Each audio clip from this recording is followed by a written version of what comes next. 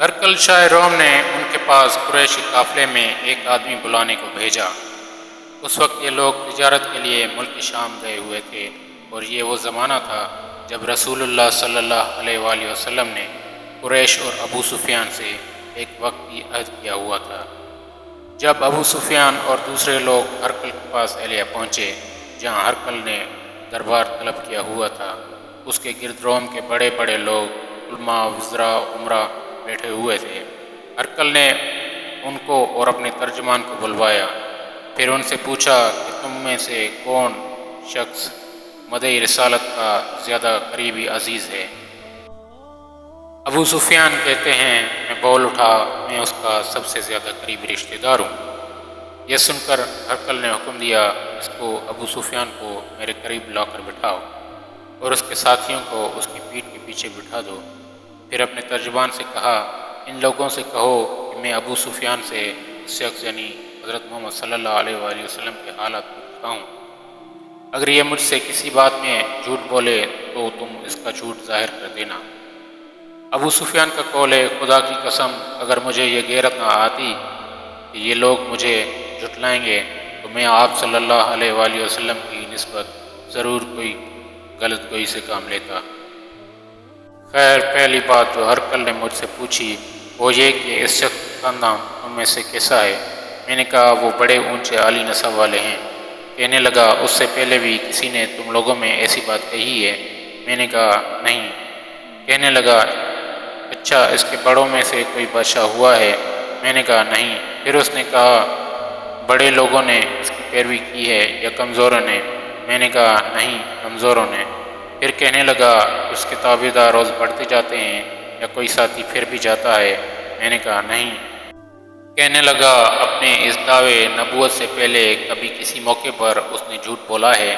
میں نے کہا، نہیں، اور اب ہمارے اس سے صلح کی ایک مقررہ مدت ٹھہری ہوئی ہے، معلوم نہیں وہ اس میں کیا کرنے والا ہے۔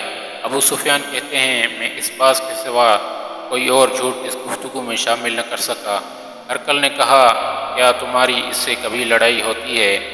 ہم نے کہا، ہاں۔ بولا، پھر تمہاری اور اس کی جنگ کا کیا حال ہوتا ہے؟ میں نے کہا، لڑائی ڈول کی طرح ہے، کبھی وہ ہم سے میدان جنگ جیت لیتے ہیں اور کبھی ہم ان سے جیت لیتے ہیں۔ ہرقل نے پوچھا، وہ تمہیں کس بات کا حکم دیتا ہے؟ میں نے کہا، وہ کہتا ہے کہ صرف ایک اللہ کی عبادت کرو، اسی کا کسی کو شریک نہ بناؤ، اور اپنے باپ دادا کی شرک کی باتیں چھوڑو، اور ہمیں نماز پڑھنے، سچ بولنے، پرہیزگاری اور صلہ رحمی کا حکم دیتا ہے۔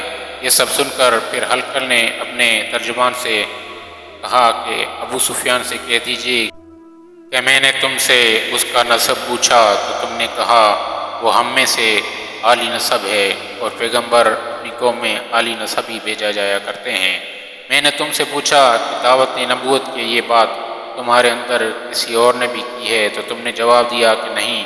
تب میں نے اپنے دل میں کہا کہ اگر یہ بات اس سے پہلے کسی نے کی ہوتی تو میں سمجھتا کہ اس شخص نے بھی اسی بات کی تقلید کی ہے جو اس سے پہلے کہی جا چکی ہے۔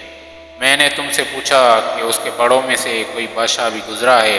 تم نے کہا، نہیں۔ تو میں نے دل میں کہا کہ ان کے بزرگوں میں سے بھی کوئی بادشاہ ہوا ہوگا تو کہہ دوں گا کہ وہ شخص اس بہانے اپنے آبا و اجداد کی بادشاہت اور ان کا ملک دوبارہ حاصل کرنا چاہتا ہے۔ اور میں نے تم سے پوچھا کہ اس بات کے کہنے یعنی پیغمبری کا دعویٰ کرنے سے پہلے تم نے کبھی اس کو دروغگوئی کا الزام لگایا ہے؟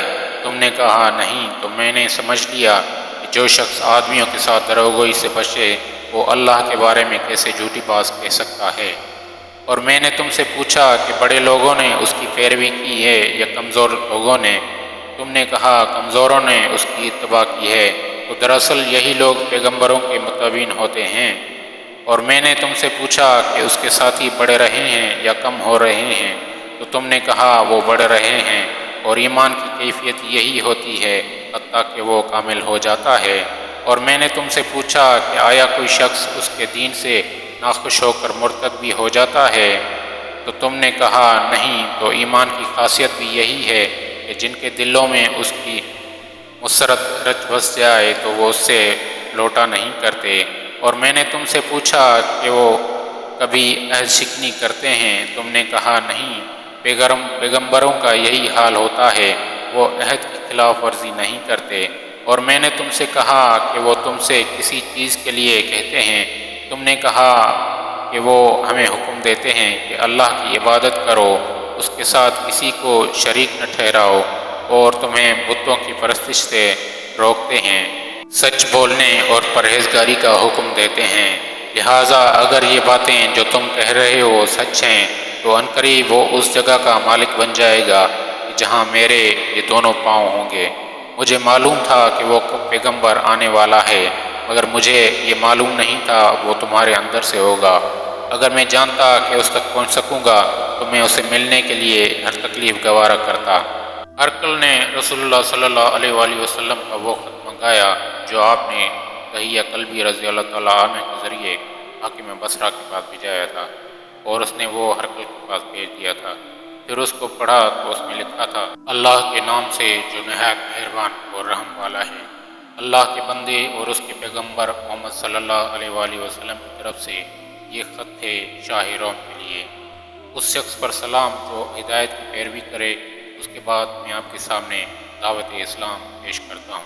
اگر آپ اسلام لے آئیں گے تو دین و دنیا میں سلامتی نصیب ہوگی، اللہ آپ کو دوہرا ثواب دے گا، اور اگر آپ میری دعوت سے روگردانی کریں گے تو آپ کی رعایا کا گناہ بھی آپ پر ہوگا۔ اور اے اہل کتاب، ایک ایسی بات پر آ جاؤ جو ہمارے اور تمہارے درمیان یکساں ہے، اور وہ یہ کہ ہم اللہ کے سوا کسی کی عبادت نہ کریں اور کسی کا اس کو شریک نہ ٹھہرائیں، اور نہ ہم میں سے کوئی کسی کو خدا کے سوا اپنا رب بنائے۔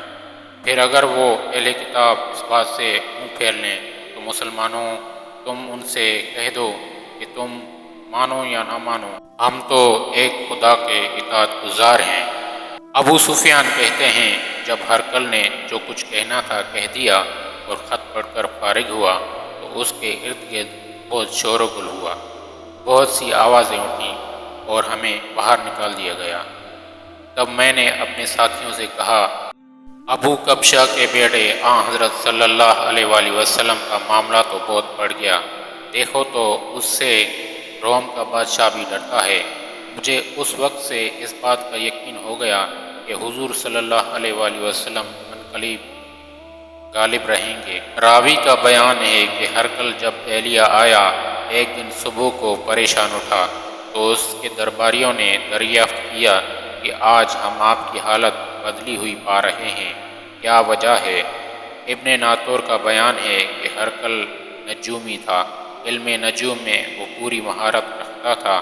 اس نے اپنے ہمنشینوں کو بتایا کہ میں نے آج رات ستاروں پر نظر ڈالی تو دیکھا کہ ختنہ کرنے والوں کا بادشاہ ہمارے ملک پر غالب آ گیا ہے۔ بھلا اس زمانے میں کون لوگ ختنہ کرتے ہیں؟ انہوں نے کہا کہ یہود کے سوا کوئی ختنہ نہیں کرتا، سو ان کی وجہ سے پریشان نہ ہوں۔ سلطنت کے تمام شہروں میں یہ حکم لکھ بھیجیے کہ وہاں جتنے بھی یہود ہوں سب قتل کر دیے جائیں۔ وہ لوگ انہی باتوں میں مشغول تھے کہ ہرقل کے پاس ایک آدمی لایا گیا جس سے شاہ غسان نے بھیجا تھا۔ اس نے رسول اللہ صلی اللہ علیہ وآلہ وسلم کے حالات بیان کیے۔ جب ہرقل نے سارے حالات سن لیے تو کہا، جا کر دیکھو وہ ختنہ کیے ہوئے ہے یا نہیں۔ انہوں نے اسے دیکھا تو بتلایا کہ وہ ختنہ کیے ہوئے تھا۔ ہرقل نے جب اس شخص سے عرب کے بارے میں پوچھا تو اس نے بتلایا کہ وہ ختنہ کرتے ہیں۔ تب ہرقل نے کہا کہ یہی محمد اس امت کے بادشاہ ہیں جو پیدا ہو چکے ہیں۔ پھر اس نے اپنے ایک دوست کو خط لکھا اور وہ بھی ہرقل کی طرح علم نجوم میں ماہر تھا۔ پھر وہاں سے ہرقل حمص چلا گیا۔